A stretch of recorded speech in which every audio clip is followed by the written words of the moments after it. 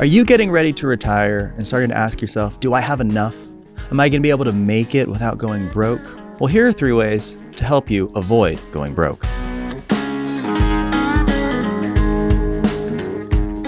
The first thing is you have to create a cash flow plan for retirement.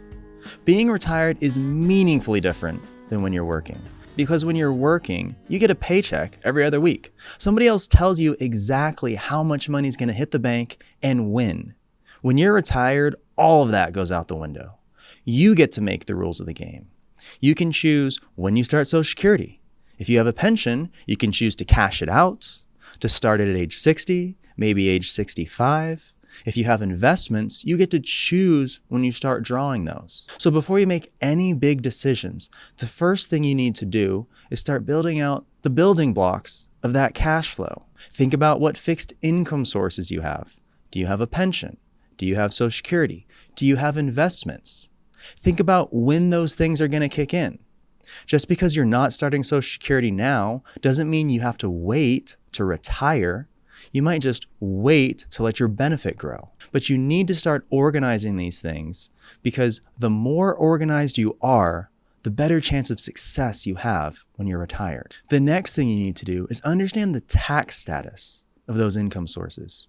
Social Security is taxed differently often than a pension, which is taxed differently than investment account distributions, which is taxed differently than an IRA or a Roth or a 401k. You need to make sure you have an understanding of all of these so that you don't leave the IRS any extra money. For most people, your biggest expense in retirement is taxes. So paying attention to how your income and your investments will be taxed in retirement is hugely valuable. The third thing is you need to make sure that the investment allocation you have, whether it's in an IRA, a 401k, or some other brokerage account, aligns with the time horizon that you need money. The biggest mistake I see is somebody has a long-term investment, let's say a stock or something like that, in an account where they have a short-term need, an investment account where they're drawing money from actively. Relying on stocks in an account where you need the money actively, where you need to sell those stocks, can be a recipe for disaster. So the people who I see who do the best in retirement make sure that they have plenty of cash for the short term so they can ride out any market environment, but also they have plenty of stocks for the long term so that in a long-lived retirement, you can keep up with inflation and taxes. The key is making sure both of those things are married together in the context of your asset allocation, your tax allocation, your income allocation.